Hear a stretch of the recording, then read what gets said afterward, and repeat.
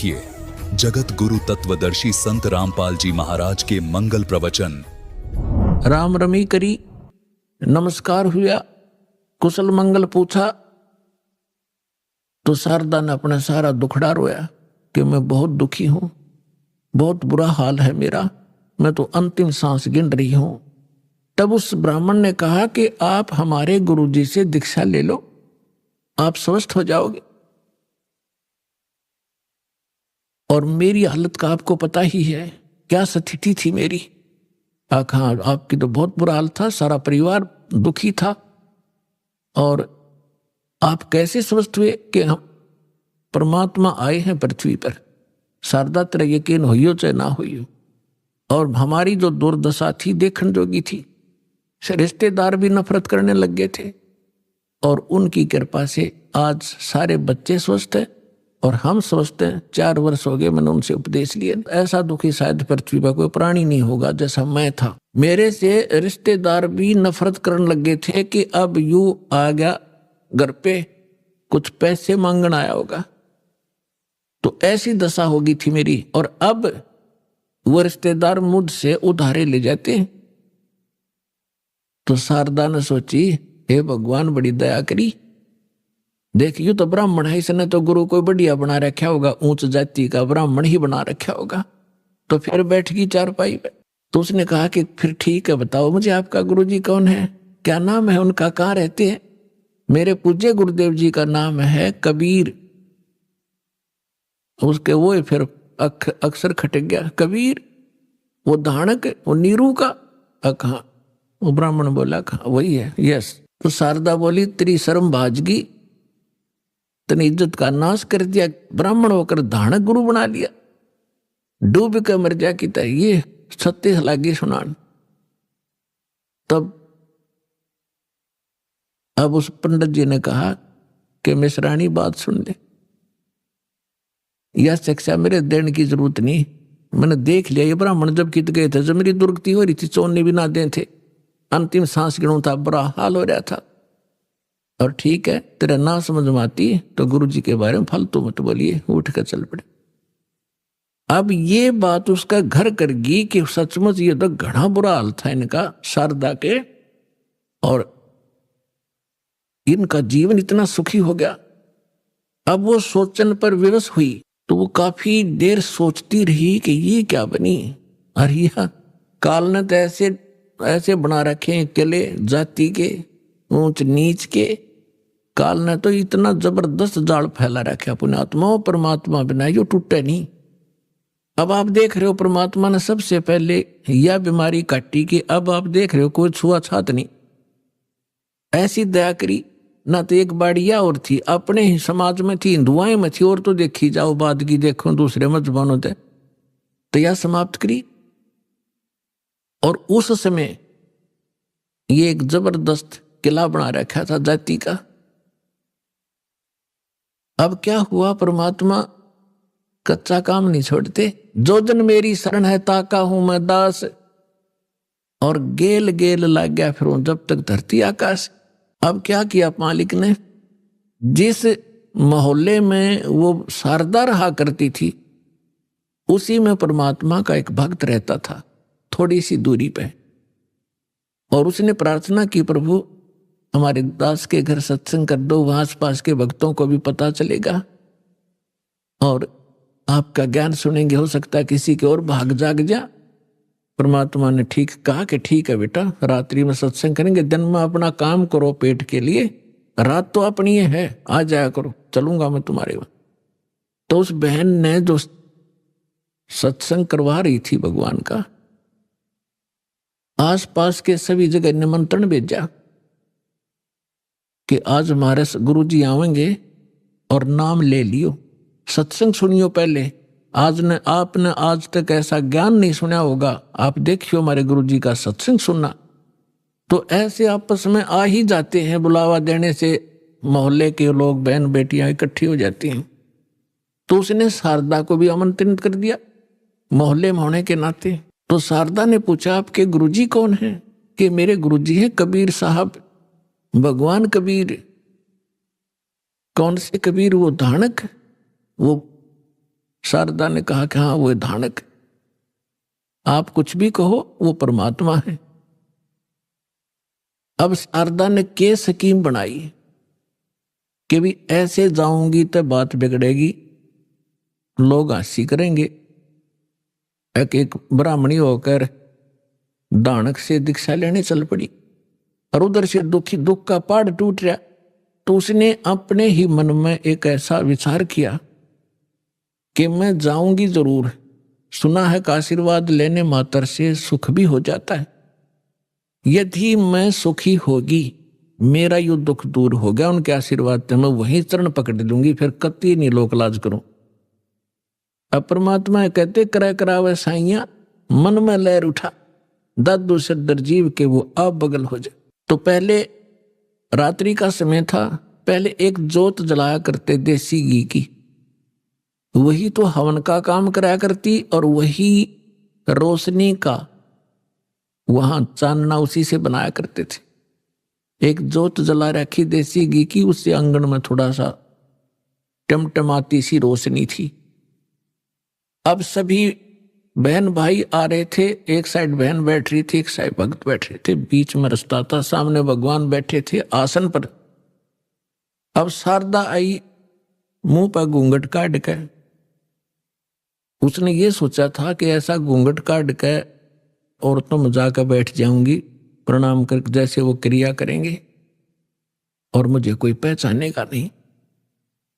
अब जो ही सभी बहन आ रही थी, भगवान के चरण ले रही थी और बैठती जा रही थी। अब वो आगे शारदा भी मुंह ढके आवे थी, परमात्मा के चरण छुए, मालिक ने सिर पर हाथ रखा और कहा, सर्वानंद की माँ ब्राह्मणी पंडितानी, आज दानक के पास कैसे आना हो गया तेरा?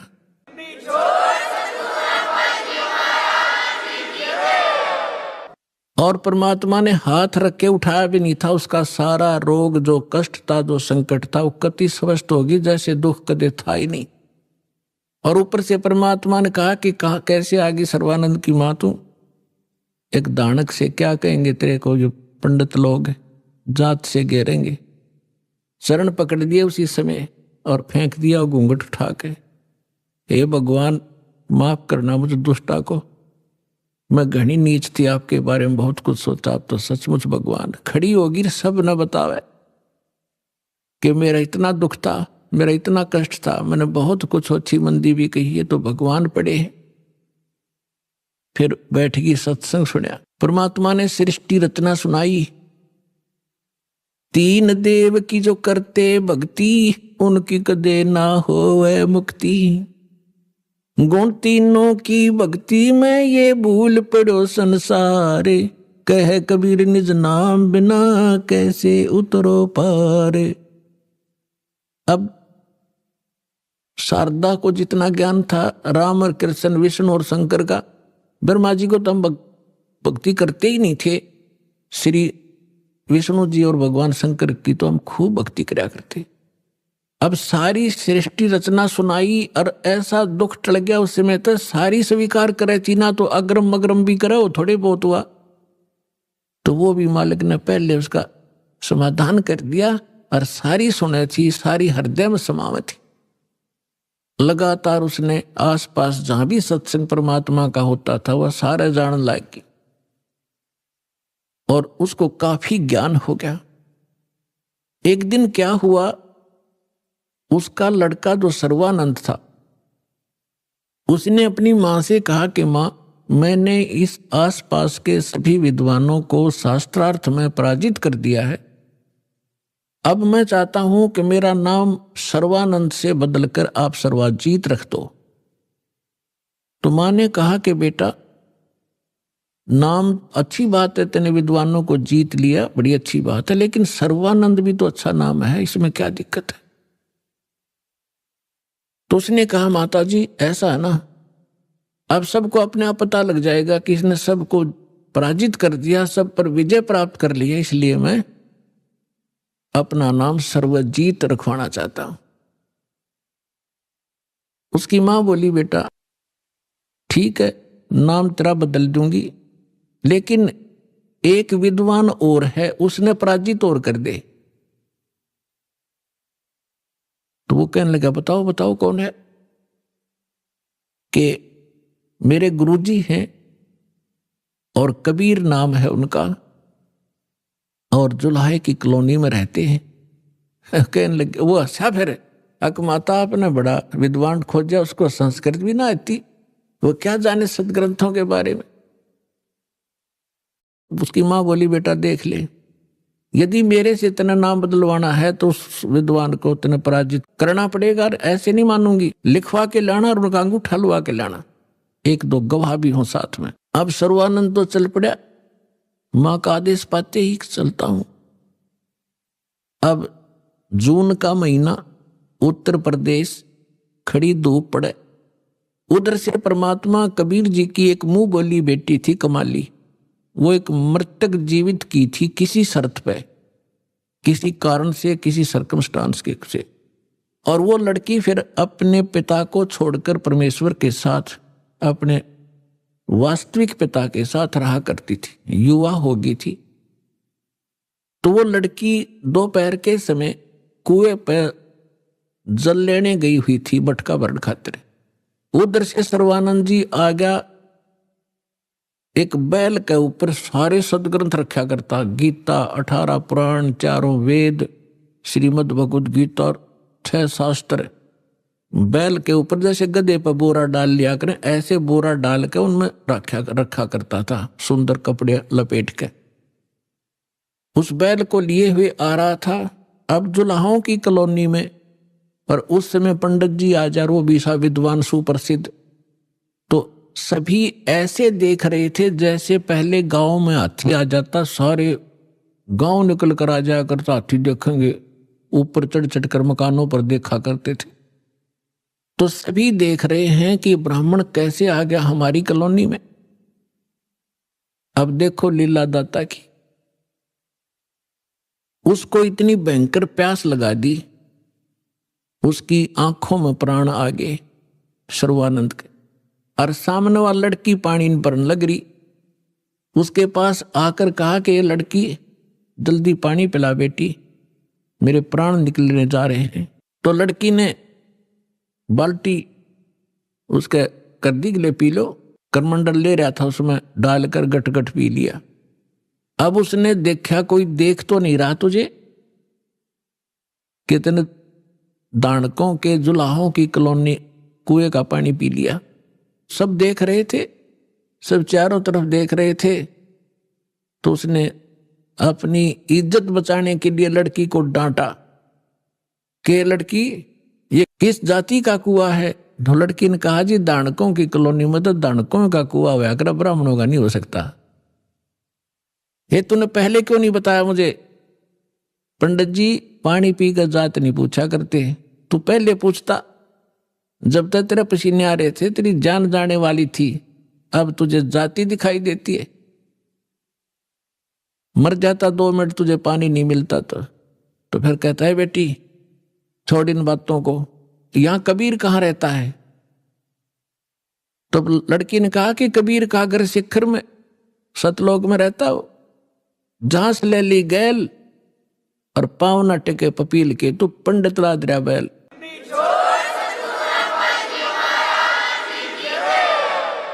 लड़की ने कहा कि तुझे कबीर चाहिए, वो कबीर सतलोक में रहता है, गगन में, और जहां तक चिट्ठी का पैर नहीं टेक सकता, तू इन पोथियों से जाएगा वहां कबीर से मिलने।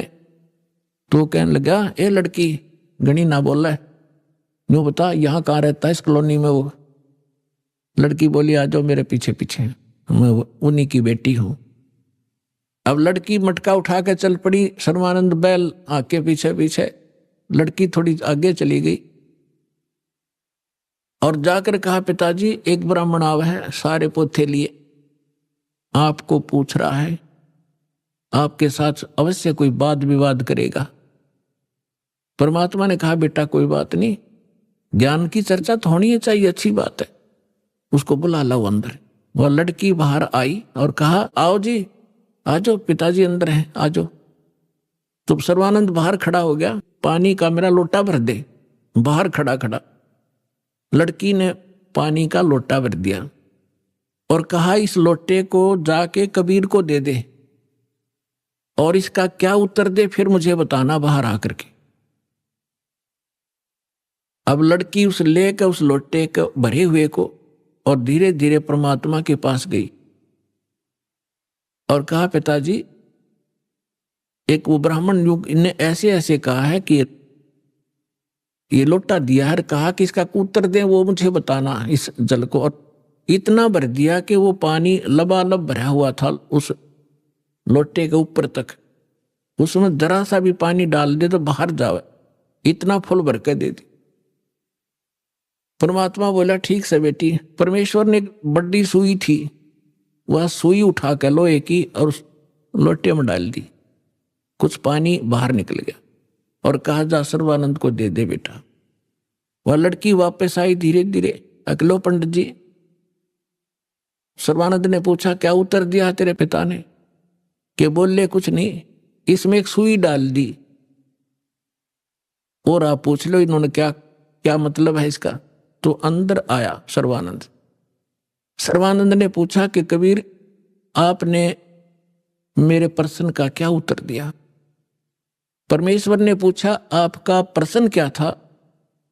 मेरा प्रश्न ये था, ये संकेत था, इस पानी के लोटे को फुल भर के आपके पास इसलिए भेजा था कि मैं ज्ञान से परिपूर्ण हूं और मैंने सभी आसपास के विद्वानों को पराजित कर दिया है। मैंने अपनी मां से सर्वाजीत नाम रखवाना है और उसने ये शर्त रखी है कि मैं आपसे शास्त्रार्थ करूं और आपको विजय पाऊं आपसे, तब वो मेरा नाम रखेगी। मैंने आपको ये संकेत दिया है कि मैं ज्ञान से ऐसे फुल हूं जैसे लोटा फुल था। यदि मुझे कोई ज्ञान शिक्षा देगा तो मेरे अंदर समाएगा नहीं, वो इस लोटे में अगर कोई और जल डालेगा वो बाहर ही जाएगा, इसमें जगह नहीं। अब आप बताओ आपका क्या उत्तर था? परमात्मा बोले, मैंने इसमें एक लोहे की सुई डाली है। मेरा ये संकेत है कि मेरा ऐसा ज्ञान है, जबर ऐसा भारी ज्ञान है, ऐसा गुरु ज्ञान है कि जैसे मेरी सुई तेरी लोटे की तली में जाकर टिकगी और तेरा पानी बाहर निकल गया। ये मेरा ज्ञान ऐसा तेरे थोथे ज्ञान में बाहर फेंक देगा, ठाके तेरे हृदय में समा जाएगा।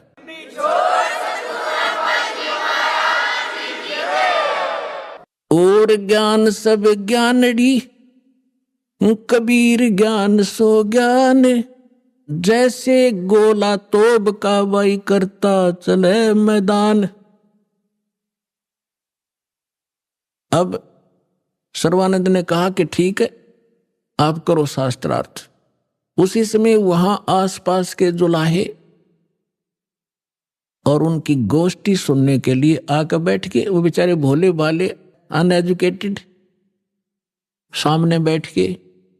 तो सर्वानंद ने कहा कि कबीर बोल, क्या प्रश्न करेगा? परमेश्वर ने कहा कि कौन ब्रह्मा का पिता है, कौन विष्णु की मां, शंकर का दादा कौन है, पंडित जी दियो बता। ब्रह्मा विष्णु महेश के माता पिता कौन है, इनका दादा कौन है? अब सर्वानंद की बुद्धि तो वहीं टिकी हुई थी, ये सर्वेश्वर है, महेश्वर है, इनके कोई माता पिता नहीं है। आप ऐसे ही कह रहे हो, इनके कोई माता पिता नहीं। अब परमेश्वर ने कहा कि आप देवी भागवत तीसरा सकंद निकालो और उसमें ये स्वयं स्वीकार करते हैं। देखिएगा, श्री देवी भागवत यानी देवी पुराण, सचित्र मोटा टाइप, गीता प्रेस गोरखपुर से प्रकाशित है।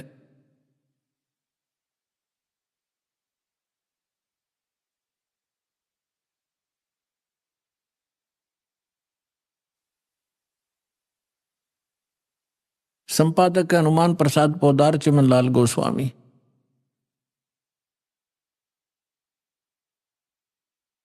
और ये गीता प्रेस गोरखपुर से प्रकाशित है। इसके 123 पृष्ठ पर देखिएगा।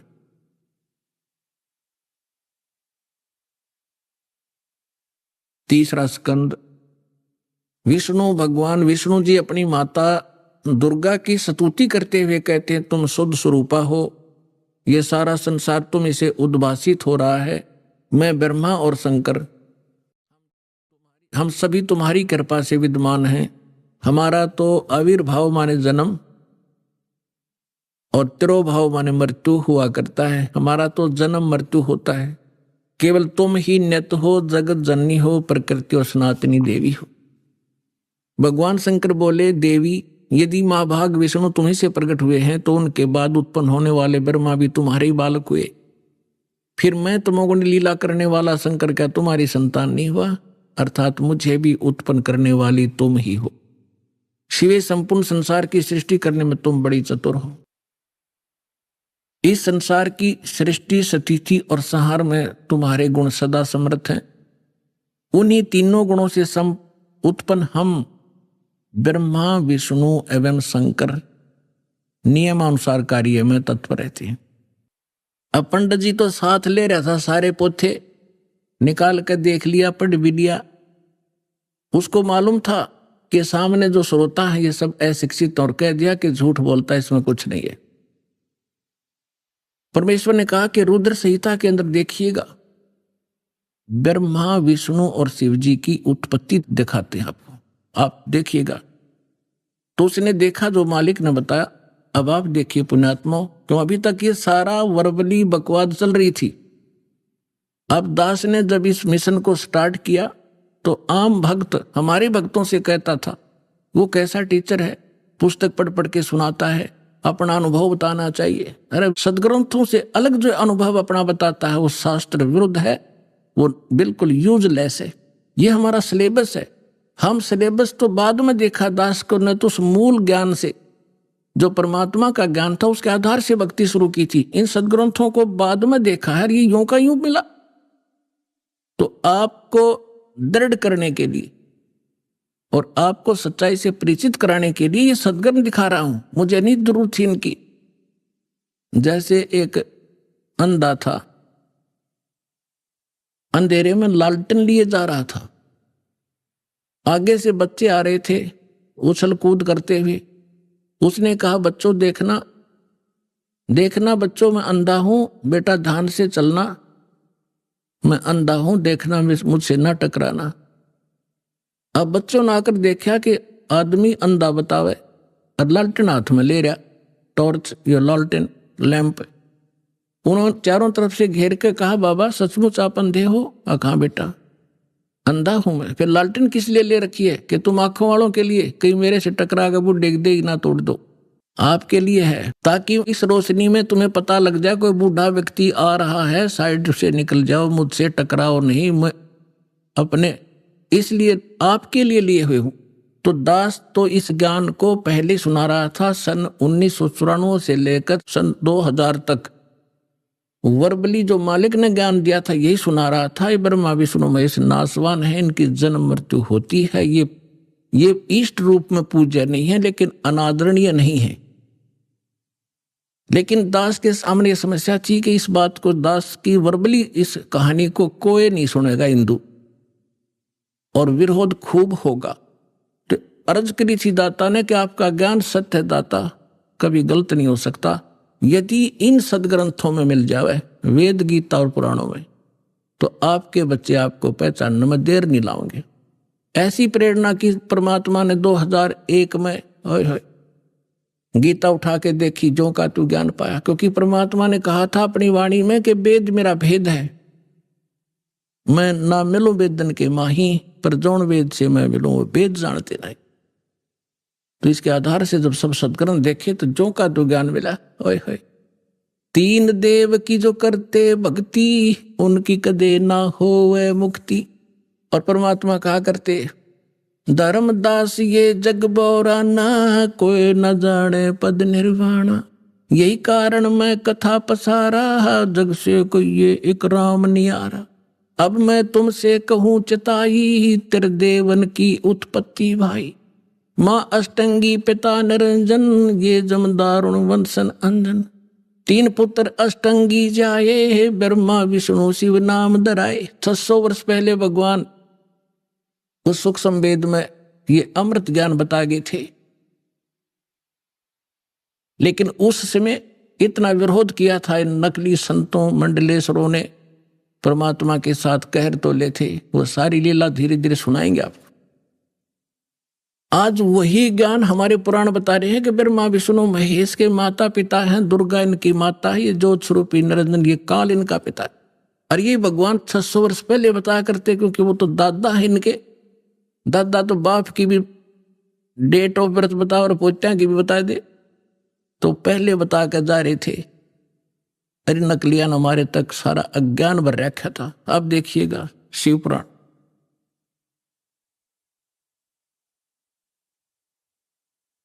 ये संक्षिप्त शिव पुराण सचित्र मोटा टाइप केवल हिंदी गीता प्रेस गोरखपुर से प्रकाशित है। इसके संपादक कौन है?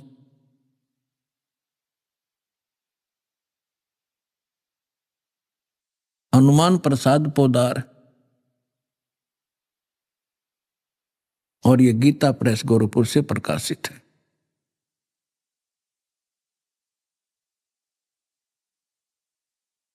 ये देखिएगा, ये है रुद्र संहिता, और यहां अध्याय नंबर 5 हम यहां पर पढ़ेंगे थोड़ा सा। अपने पुत्र नारद की यह बात सुनकर लोक पितामह ब्रह्मा वहां इस प्रकार बोले।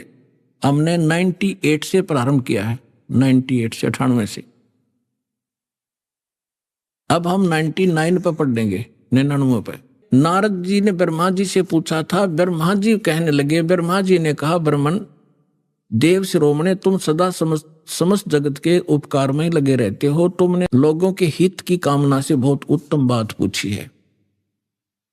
जिसमें समस्त चराचर जगत नष्ट हो गया था, सर्वत्र केवल अंधकार ही अंधकार था, न सूर्य दिखाई देता था न चंद्रमा, अन्य ग्रहों का भी और नक्षत्रों का भी पता नहीं था।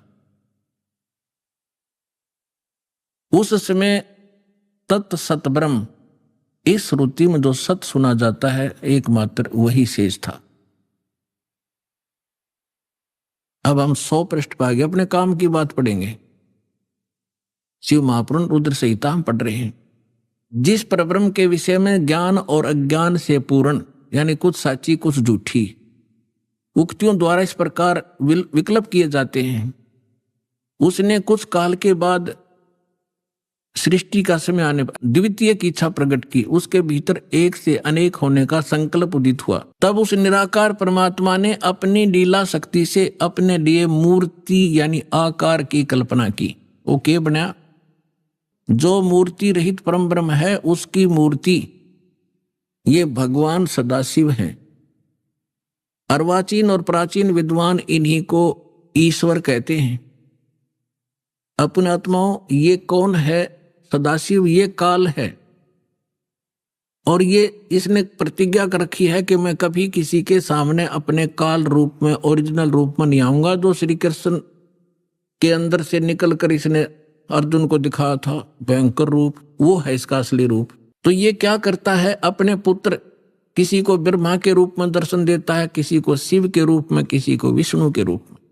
तो यहां इस काल के विषय में ब्रह्मा जानकार नहीं है। ये कौन है? कहते वो निराकार था, फिर साकार बन गया सदाशिव।